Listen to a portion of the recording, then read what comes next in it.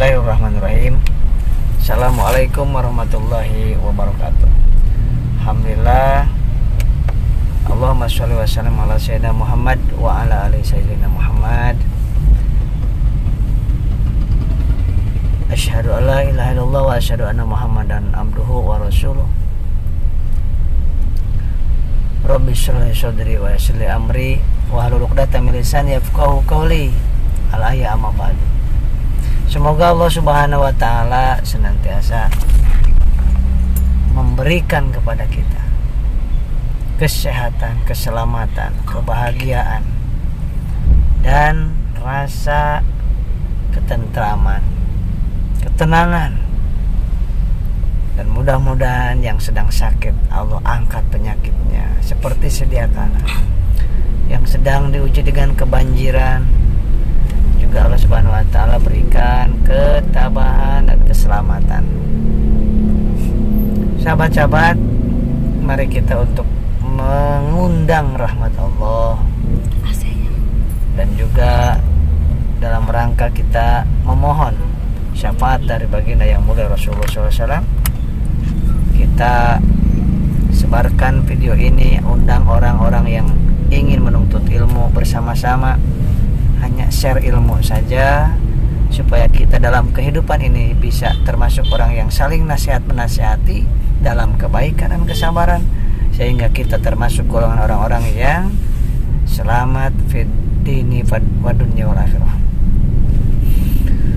Sallallahu ala Muhammad sallallahu alaihi wasallam sallallahu ala Muhammad sallallahu alaihi wasallam. Asyraqal badru alaina fahatafat minhul buduru misla husnik maraina qatu ya wajah sururi ya habibi ya Muhammad ya arus al-khafiqaini ya habibi ya Muhammad ya arus al-khafiqaini ya muayyad ya mumajjad ya imam al-qiblataini sallallahu ala Muhammad sallallahu alaihi wasallam sallallahu ala Muhammad sallallahu alaihi wasallam. Anta syamsun anta badrun anta nurun fawqa nuri anta syamsun anta badrun anta nurun fawqa nuri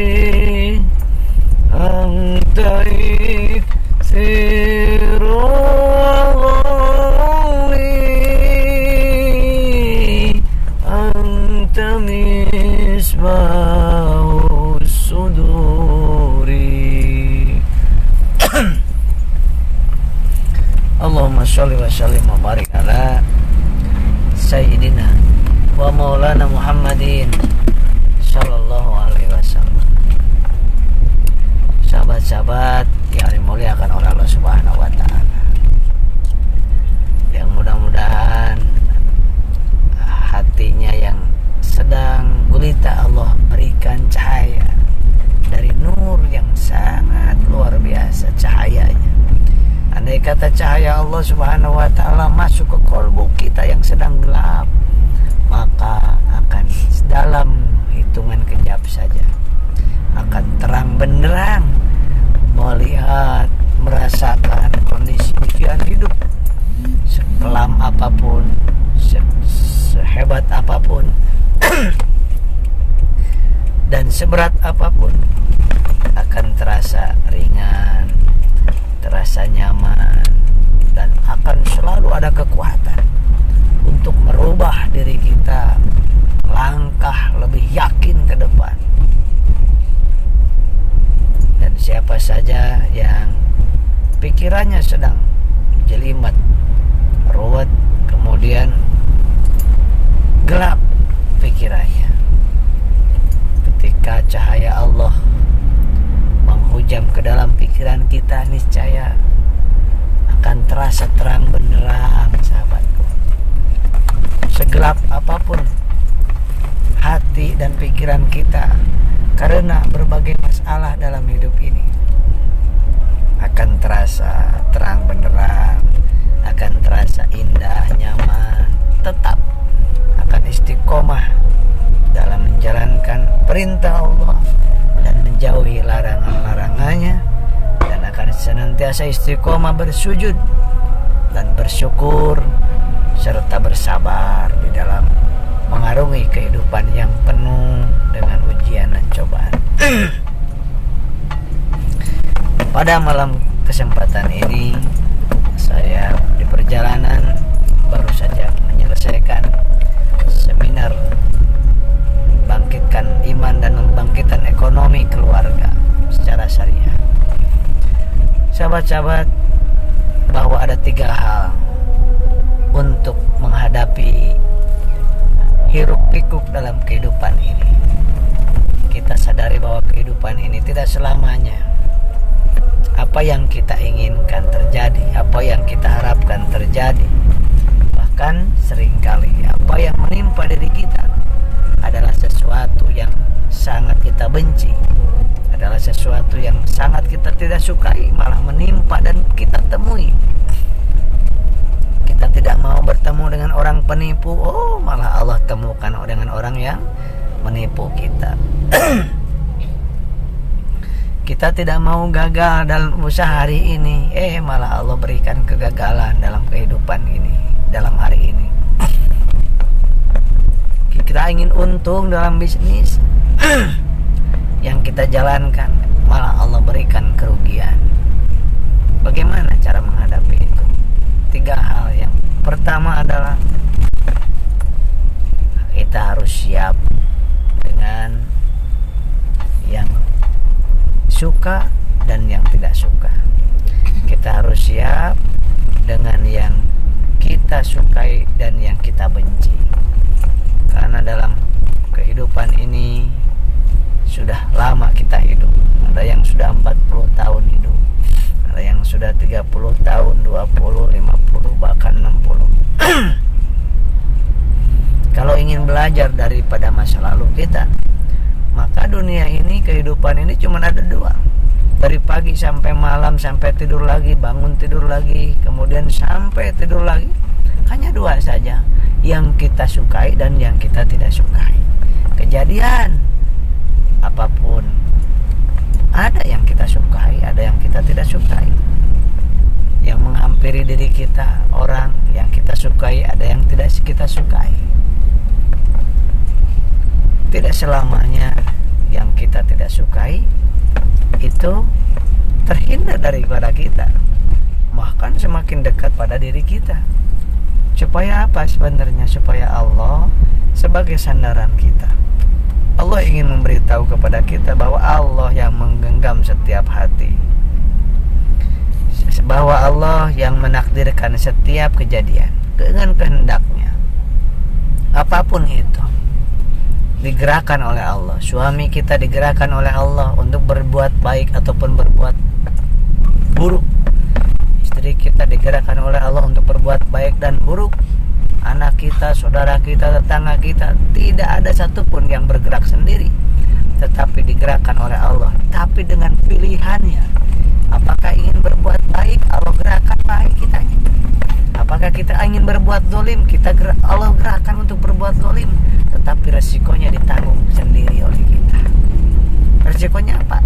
Dosa atau pahala. Jadi cara menghadapi kehidupan ini, karena hidup ini penuh dengan penderitaan, penuh dengan rasa sedih, penuh dengan rasa sukacita atau duka, maka hal yang pertama adalah harus siap kitanya. Seperti kita mau jalan ke sebuah tempat sedang musim hujan. Nah, ada dua orang, kita dan teman kita. Kata teman kita, ini kayaknya mau hujan, ini kayaknya mau mendung. Enggak kayaknya. Nah, teman kita bawa payung karena takut hujan. Kita enggak bawa payung karena yakin kayaknya enggak hujan, kayaknya, tapi mendung gitu. Kira-kira ketika kita sudah di pertengahan jalan kemudian hujan, yang beruntung siapa? Teman kita. Dia udah mempersiapkan payung. Nah, tapi kita menduga-duga tidak hujan, padahal kita sudah tahu ada mendung. Maka apa yang terjadi? Yang rugi adalah kita. Bisa jadi juga yang sakit adalah kita, gara-gara wasilahnya kena hujan, kena becek, kemudian bergatal-gatal dan lain sebagainya. Dalam hidup kita pun sama. Lebih baik kita siap dengan miskin daripada siap kaya tapi nggak siap miskin, karena belum tentu kita kaya. Kita siap dipuji, kita juga siap dihina, karena tidak semuanya kita dipuji, ada kalanya kita dihina. Kalau udah persiapkan hati kita untuk dicaci, dihina, oh memang dakwah ini biasa dicaci, biasa dimaki, misalkan gitu ya. Emang hidup ini parkir dulu. Emang deketin aja. Emang deketin aja. Emang kita ini dalam hidup pasti ada suka, ada duka. Nah, berarti seperti yang bawa payung tadi, mending kita siapkan untuk duka. Kenapa? Ketika ada duka nanti, Allah mau menakdirkan kita ada yang mencaci, duka, kemudian sengsara, kita sudah terbiasa, udah siap, udah nyantai ya. Dimana kita diberikan kemudahan, kemudian diberikan ada yang memuji, ada yang menyanjung, kita juga tidak bangga diri dan udah siap. Jadi kita bersyukur, alhamdulillah, segala puji bagimu ya Rob. Seperti itu. Nah, kemudian yang kedua hal untuk menghadapi kehidupan ini adalah ridho. Ridho itu rela. Rela itu adalah kita kesana dulu. Ridho itu adalah apa? Rela. Rela dengan apa? Dengan semua ketentuan Allah. Di situ. Mundur. Rela dengan ketentuan Allah. Karena kalau tidak ridho pun tetap akan lebih sakit hati kalau kita tidak ridho. Maka dari itu mendingan kita ridho. Seperti apa? Seperti kenapa sih saya ini? Kenapa sih saya ini kemarin terjadi gini? Coba saya kalau misalkan nggak sakit. Coba saya kalau misalkan nggak kerja di sini. Coba kemarin kalau misalkan nggak nikah sama si ini. Coba kemarin kalau misalkan nggak ini nggak itu. Padahal udah terjadi. Kita sesali. Makin apa? Makin menderita. Mending ridho. Kalau ridho, tenang hati kita. Oh iya, kemarin saya dioperasi oleh dokter di rumah sakit karena saya ada kista, misalkan ada miom misalkan, atau ada kutil misalkan. Nah, dioperasi, jangan menyesali. Itu cara Allah menyembuhkan kita, menyelamatkan kita melalui tangan dokter itu. Diamputasi, udah terjadi, gak usah disesali. Gak usah disesali. Perpisahan, perceraian kalau udah terjadi jangan disesali, ridho, kecuali belum terjadi. Nah, ridho. Ini kayaknya sini nih. Kemudian kita ridho, apapun yang udah terjadi kita ridho, kemudian rela. Beda ikhlas dengan ridho itu. Ridho itu dengan ketentuan Allah yang terjadi kita ridho. Kalau ikhlas itu apa yang kita lakukan, kita mohon minta balasan dari Allah. Itu adalah ikhlas. Susah nih sama aja. Sama aja. Nah itu ikhlas. Nah kalau ridho itu apapun yang terjadi dalam hidup kita, tidak ada yang akan terjadi dalam kehidupan kita melainkan sudah tercatat dalam kitab Allah. Dan apapun yang sudah dicatat di dalam kitab Allah, di Lauh Mahfuz, maka itu pasti akan terjadi. Maka kalau sudah melakukan itu, gimana supaya kita bisa ridho? Maka prasangka baiklah kepada Allah. Oh, pantesan ya Allah saya ini ketinggalan, udah jauh misalkan, bawa mobil udah jauh mau ke sebuah tempat, ada yang ketinggalan laptop, padahal laptop itu mau dipakai seminar misalkan. Kenapa sih ketinggalan? Wajar awalnya gitu, tapi sesudah itu oh ternyata Allah mau menyelamatkan saya. Kalau nggak balik lagi ke rumah, itu bisa jadi di sana kita tabrakan. Atau yang kedua, ternyata oh pas pulang lagi ke rumah anak kita sedang jatuh. Untung pulang ke rumah. Coba kalau nggak pulang ke rumah, seperti itu ya. Nah, yang kedua apa? Ridho. Sakit, sedang sakit, udah sakit, ridho sambil ikhtiar ya, sambil berdoa. Insya Allah sakitnya akan lebih cepat sembuhnya dibandingkan kenapa sih saya sakit terus, kenapa sih saya ini, kenapa sih saya ini gini, kenapa gini, kenapa gitu, kenapa pisah, kenapa cerai. Udah terjadi, saya nggak ridho lah. Nggak ridho gimana, sudah terjadi.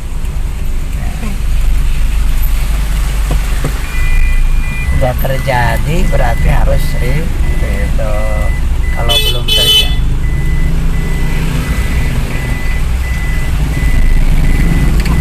kalau belum terjadi, lalu nggak apa-apa nggak ridho juga. Nah, kemudian kalau yang kedua, yang ketiga, cara menghadapi hidup ini adalah yang ketiga, supaya bahagia, tetap tenang, tentrem. Kalaupun marah sebentar, kalaupun kesel sebentar, jangan lama-lama. Yang ketiga adalah jangan mempersulit diri, jangan mendramatisir masalah. Kita sebenarnya menderita bukan karena kejadian, tapi kita menderita karena salah mensikapi kejadian. Contoh, kita sakit pinggang, ada seseorang sakit pinggang, padahal baru sakit pinggang, cuman baca-baca di Google, baca-baca di kata orang gini gitu di YouTube segala macam. Sakit pinggang tanda-tanda ginjal, kalau udah ginjal bisa cuci darah, kalau udah cuci darah bisa gagal ginjal dan tidak berfungsi ginjalnya, ya kan? Kalau udah nggak fungsi ginjalnya bakal ke ICU. Kalau udah ke ICU nanti saya mati. Kalau mati gimana anak-anak saya? Nah, padahal baru sakit pinggang. Nah, berarti kita menderita sampai nggak bisa tidur, sampai nggak aktivitas. Padahal mah kurang minum, ya kan? Padahal mah kurang minum, tetapi kita mendramatisir masalah. Mendramatisir masalah, ya kan? Seakan-akan itu udah terjadi, padahal jauh belum terjadi. Nah, tapi ya kita itu sering mempermasalahkan, mempersumit masalah. Nah, kita sebetulnya seringkali menderita bukan karena masalahnya, tapi karena salah mensikapinya. Nah, seperti kita sedang ujian negara, sedang ujian sekolah, kuliah, itu kan yang bikin kita tidak lulus bukan karena soalnya, tapi karena jawabannya yang salah. Betul nggak? Soalnya mah bener dibikin sama dosen, tetapi kenapa kita jadi nggak lulus? Bukan soalnya yang salah, tetapi jawabannya yang salah. Nah, begitu sahabat, mudah-mudahan bermanfaat. Ini saya sedang menjemput ibu saya dan ayah saya, udah sampai ke tujuan. Mohon maaf lahir batin tidak dihabiskan satu persatu. Mudah-mudahan diberkahi, dimuliakan, dan disehatkan lahir batin. Dan demikian, assalamualaikum warahmatullahi wabarakatuh.